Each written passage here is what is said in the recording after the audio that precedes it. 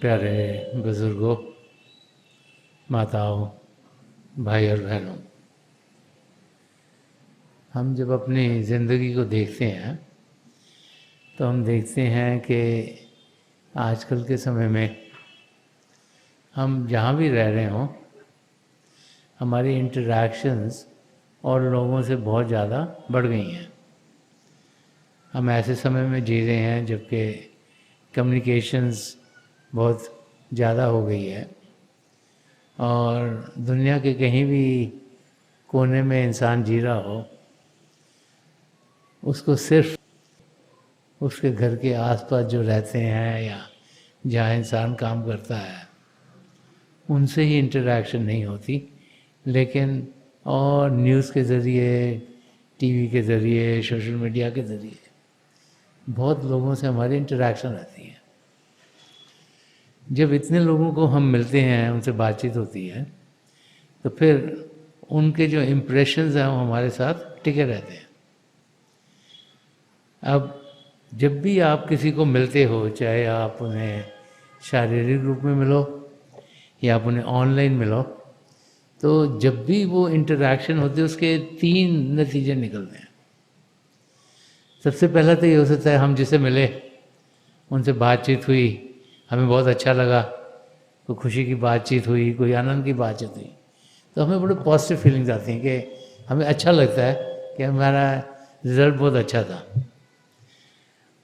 कभी कभी ऐसे होता है कि हम किसी को मिलते हैं और कुछ बातें ऐसी होती हैं जो हमें अच्छी लगती हैं, कुछ बातें होती हैं जो ओके ओके लगती हैं, तो वो इस इंटरेक्शन के बाद लगता है ये ठीक था इंटरेक्शन, कोई बहुत मज़ा नहीं आया बट ठीक था। और कभी कभी जब हम किसको मिलते हैं तो वो अपने दुख दर्द की बातें शुरू कर देते हैं, वो कंप्लेन करना शुरू कर देते हैं, वो अपनी तकलीफ़ें बतानी शुरू कर देते हैं, वो हर एक चीज़ को कहते हैं ये भी गलत है, वो भी गलत है, वो भी गलत है। तो बाद में लगता है ये एकदम नेगेटिव थी इंटरेक्शन, ना ही होती तो अच्छा था। तो जब भी इस किस्म की हमारे साथ इंटरेक्शंस होती हैं, तो जब हम अपने आप के साथ होते हैं, अकेले होते हैं, तो इंसान को ख्यालात आते हैं, विचार आते हैं। अब जो विचार आते हैं वो डिपेंड करते हैं कि हमारी क्या क्या इंटरेक्शंस हुई, क्या क्या हमने न्यूज़ सुनी, क्या क्या सोशल मीडिया के थ्रू कांटेक्ट हुआ किसी के थ्रू। और इंटरेस्टिंग बात है, अगर आप अपने ख्यालों की ओर देखोगे तो चाहे आपके इंटरेक्शन आपको लगा कि अच्छे हुए हैं, ज़्यादा ख्याल आपको नेगेटिव ही आते हैं। ज़्यादा ख्याल ये आते हैं कि यहाँ खराबी क्यों हो गई, ठीक क्यों नहीं हुआ, इस इंसान ने ऐसे क्यों कर दिया, ऐसे नहीं करना चाहिए था, या ये तो बहुत गलत हो रहा है। और इस किस्म के जब नेगेटिव ख्यालात आते हैं तो उसका असर हम पर गहरा होता है, क्योंकि जैसे ख्यालात इंसान को आते हैं वैसे उसके बोल होंगे, और जैसे उसके बोल होंगे वैसे उसके कार्य होंगे। तो जब ख्यालात हमें ऐसे आते हैं जिसमें से हमें चीज़ें अच्छी नहीं लग रही, तो फिर जिनके बारे में वो ख्यालात आते हैं उनसे भी हमको लगता है कि ये कुछ ठीक नहीं है इंसान। और फिर जैसे हम उनको मिलते हैं हमारा इंटरेक्शन मुश्किल सा हो जाता है उनसे और भी। तो जब इतने नेगेटिव ख्यालात आए तो इंसान उनको झेले कैसे, उनमें से निकले कैसे। बार बार जब भी हम महापुरुषों की ओर ध्यान देते हैं तो हम देखते हैं कि उनकी जिंदगी में वो होता है जिसके ज़रिए उनके इंटरेक्शन भी शायद बहुतों से होते हों, लेकिन उनके बाद उनसे मिलकर हमें कुछ सुख चैन मिलता है। जब हम सोचें कि उनके इंटरेक्शन में और बाकी लोगों के इंटरेक्शन में फ़र्क क्या है, तो जिसे कहा गया 2.5 अक्षर प्रेम के, वो अगर इंसान की समझ में आ जाए तो सारी चीज़ें हमारे लिए बेहतर हो जाती हैं। उनकी ज़िंदगी प्रभु के प्रेम से भरपूर है और उनके ज़रिए जिससे भी इंटरेक्शन होगा उनका, चाहे उनके लिए भी वो अच्छा हो या लगे ओके ओके, चाहे ये क्या वेस्ट ऑफ टाइम हो गया, कि ये मुश्किल से इंटरेक्शन था, लेकिन उसमें प्यार रहता है, उसमें प्रेम रहता है, उसमें ये नहीं होता कि इसके बारे में क्या खराबी है, उसके बारे में क्या खराबी है। और इसीलिए संत दर्शन सिंह जी महाराज ने एक जगह फरमाया कि गले लगा लो हर इंसान को कि अपना है। वो समझा रहे हैं कि हर एक इंसान हम जैसे ही है, उसकी बातचीत चाहे जैसी मर्जी हो, लेकिन हमें उससे प्रेम से बर्ताव करना है, हमें उसे गले लगाना है, हमें उसे अपनापन देना है कि गले लगा लो हर इंसान को कि अपना है, चलो तो राह गुजारों में बांटते हुए प्यार। तो संत दर्शन सिंह जी महाराज फरमा रहे हैं कि जैसे हमारी जिंदगी चल रही है, तो जिससे भी हम इंटरैक्ट करें, हम प्यार के माध्यम से उनसे बातचीत करें। जो आर्ट ऑफ कम्युनिकेशन है कि किसी के साथ बातचीत करनी, उसको अगर समझना है सही महीने में, तो एक लफ्ज़ प्यार का समझना चाहिए। अगर वो लफ्ज़ हमारे को समझ में आ गया, तो हम फिर अपनी ज़िंदगी बड़े आराम से गुजार पाएंगे। अब बाहर की दुनिया के बारे में अगर सोचें, तो सबसे ज़्यादा प्यार जिसकी बातचीत की जाती है वो माँ बाप और बच्चों के बीच में है।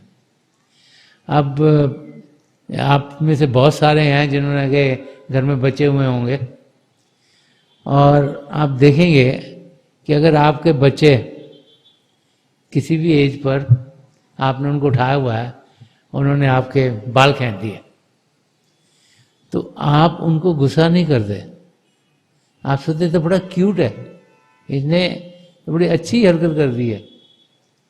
अगर आप कुछ कर रहे हैं तो बच्चे आपके कपड़े खींच देते हैं, और जिनकी दाढ़ी है उनकी दाढ़ी पुल कर देते हैं। तो उस वक़्त हम लोग अपने बच्चों पर दुखी नहीं होते, उनको डांटते नहीं, उनको कुछ कहते नहीं, क्योंकि हम सोचते हैं ये छोटे हैं, बच्चे नादान हैं, और हमको कई बार तो क्यूट लगती है उनकी ऐसी हरकतें। तो जब कोई बड़ा इंसान कुछ ऐसे करता है जो हमें तकलीफ देता है, उसको भी हमें उसी नज़रिए से देखना होगा।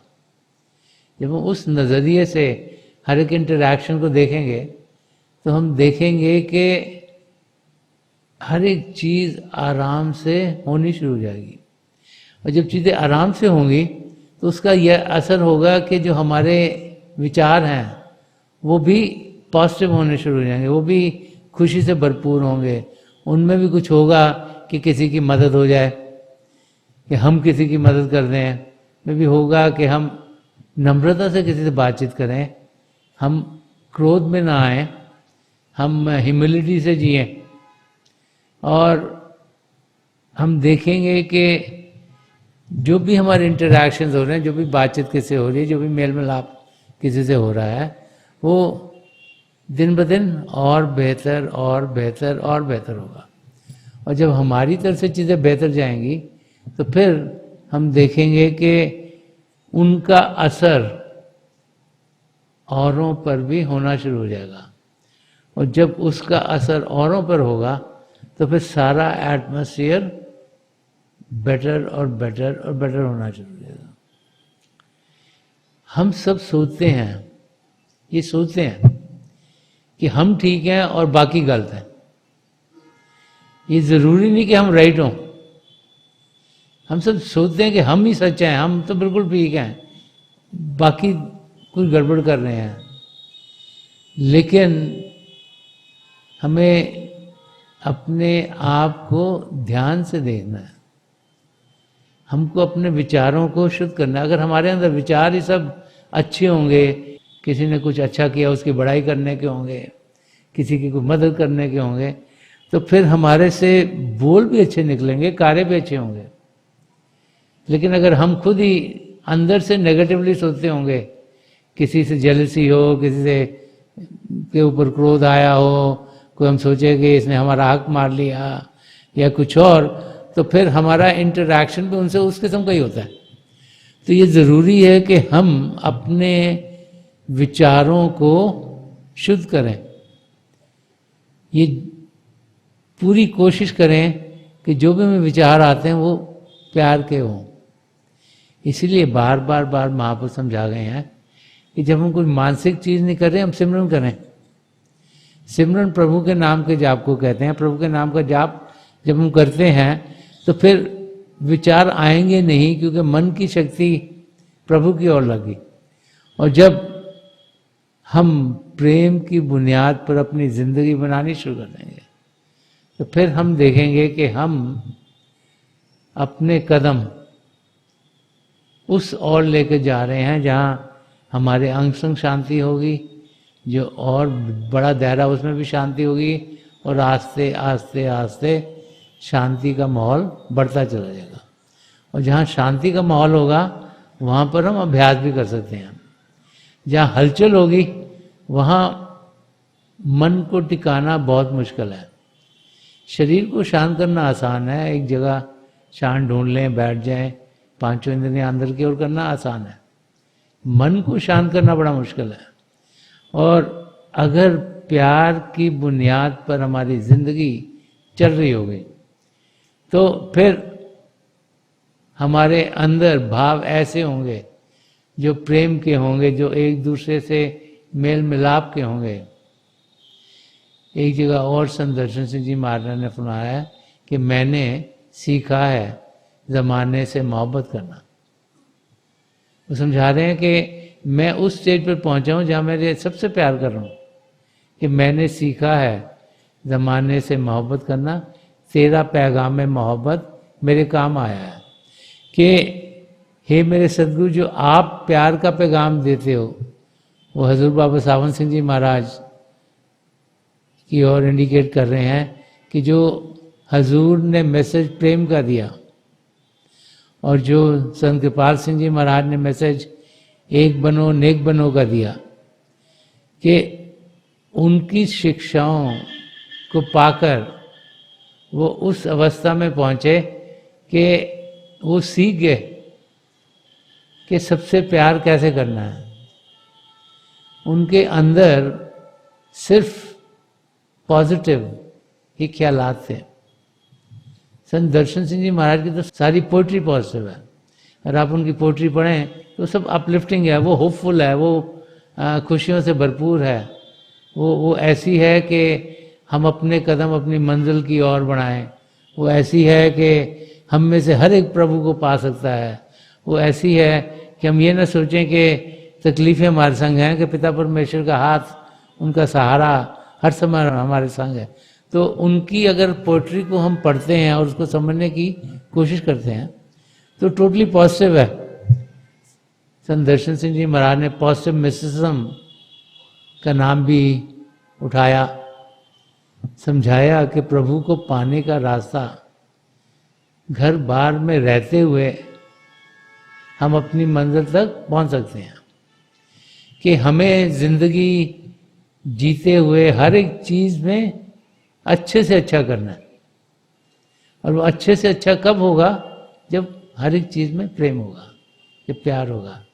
और जब प्यार की बुनियाद पर हम अपनी जिंदगी जिएंगे तो हम देखेंगे कि हम अपनी मंजिल की ओर तेजी से बढ़ रहे हैं। हम सबकी मंजिल एक ही है, वो है आत्मा का मिलाप परमात्मा से करवाना।